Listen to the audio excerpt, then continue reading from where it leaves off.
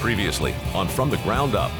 When we purchased this property, we knew the box culvert came through the property like this. If you ever have a critical failure, you'll end up with a leak of water underneath the stadium. You'll end up having to do dewatering. All kinds of things can go wrong. Our site is dealing with a layer of caliche anywhere from about 10 to 40 feet thick, and the caliche is all underneath the entire footprint that we have to dig out. How amazing is this?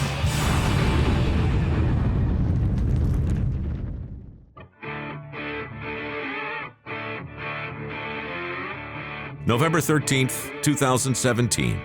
The first shovel of dirt was removed from a 62-acre plot of land just west of the Las Vegas Strip.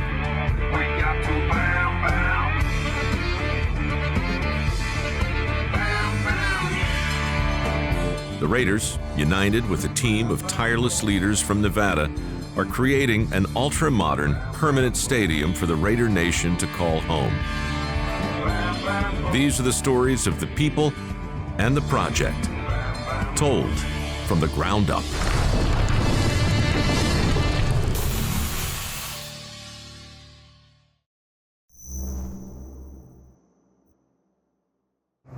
As the sun rises on the Nevada desert, the Rays catch crews starting another hard-driving day. The bowl is excavated and the pilings are in. Now it's time for the building to start coming out of the ground. Being a design-build project, permitting can be a challenge and must be done in phases. One of the great things about Clark County is that they allow us to pull permits along different phases of construction or design. Working side by side with the county, we give them permitting on, say, concrete, rebar, steel, things that we can put into place while we're still designing upper levels of the building. This project, we just submitted our 6th phased permit, which was the premium spaces. In construction, normally, a set of completed plans is first submitted to a city or county, and permits are then granted to begin the build. Here, permits are granted first for earthworks, then the foundations, followed by the steel structure and the plumbing and electrical, known as mechanicals. Then the exterior curtain wall, and finally, the premium finishes. Everyone has seen these renderings, which are fantastic. The last thing we want is somebody to walk in this space and say, absolutely not. From my perspective, we've got that 2-week time to pick up that change and fix it. This mock-up will be here next week. Okay. We need to review it next week. We need to approve it next week. Friday's our decision date. Are we working against 7% light transmission through the sides or 70%? That's our challenge now. How do we visually integrate the things that make the building work with the pure aesthetic intent that everyone's been looking at? One of the greatest challenges of a sport and entertainment building is they are so incredibly complicated to execute. Whereas a house only really has to satisfy one user, a stadium has to satisfy up to 10 different users.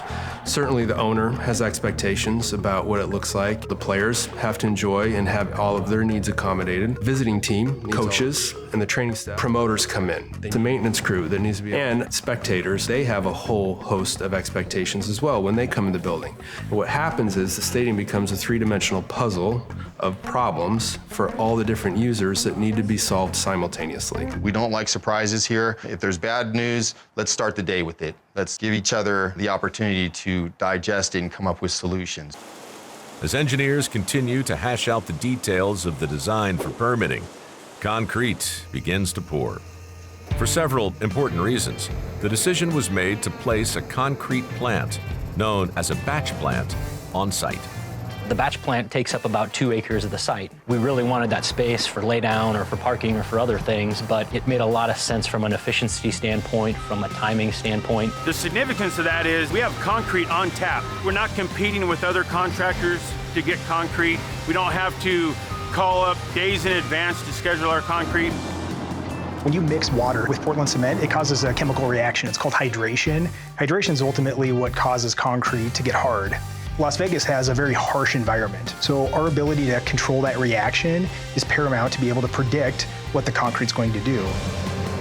Concrete has an expiration on it. From the time it's batched, 90 minutes later, the load is considered no good. So in that 90 minutes, it has to be batched, placed. If you're off-site, that's tough to do. We test the compressive strength of the concrete. They've yielded approximately 150% of design strength, so it's worked out really well for us.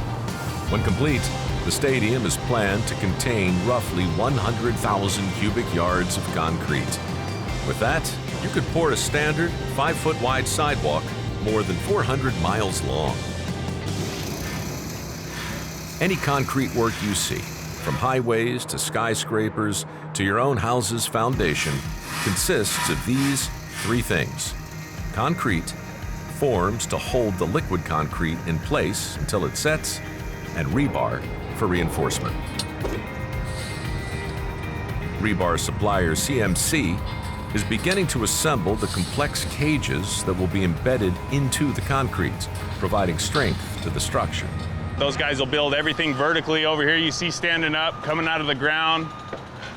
That's all those guys. They build everything over there. We got 2 deck crews, column yard, and footing and foundations. Things change daily, and you got to be willing to make that change on the fly and make things work. And that's where communication and teamwork and working together with all the other companies comes into play.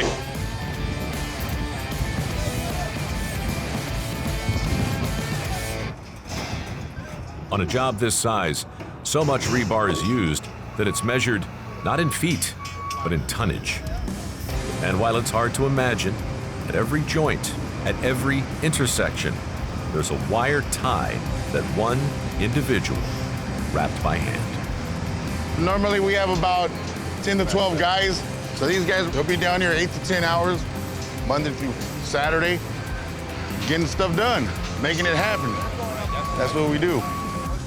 So we're at break time, and I just thought it would be funny. I said, throw me the water bottle. And he threw me the water bottle, I caught it. So I went like about 20 yards slow sprint, and then I spiked it. So technically, I got the first touchdown in Raider Stadium. As the workers, known as rod busters, twist their way through the maze of rebar, a series of intricate forms must be built and placed around the rebar to hold the concrete pour in place. First of all, we got to make sure we lay it out right. So we got your joists and also your strong mat that locks everything together. After you put those things together, you got to lay out your plywood sheet, and sheeting in preparation for the pour. So it's pretty much a big puzzle. This is all core 8 panels, outside core 8? Yes, this is all right, outside core panels. So how many more do we got left to build? We got 7 more plus the 4 for D section. Here. All right, so we get these built, get them on the other side, and then we can start building core 6 probably tomorrow? Yep. Okay, good deal. Let's try to make that happen, okay? Yeah, 4. All right, man, thank you. As one of the site's concrete superintendents, Dennis Mann is responsible for all things, well, concrete. When are we gonna get ready to pour these?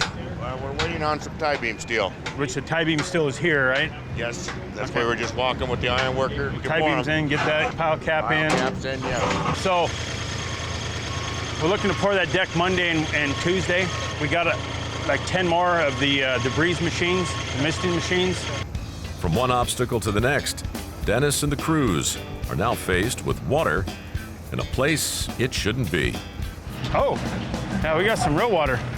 Typically, if you're in California or close to the ocean, you'd hit the water table, but you'd hit it everywhere. Here, we dug down this deep over there, and it was bone dry. So it's just that caliche layer that traps that water and kind of makes a little shelf. And we just happened to punch through right here where there was water. They get ready to put rebar, you said on Monday? We'll pump it on Monday, so it'll be ready for them on Wednesday. Okay. With the concrete mixture ready and rebar in place, the first of many of the building's footings is ready to be poured.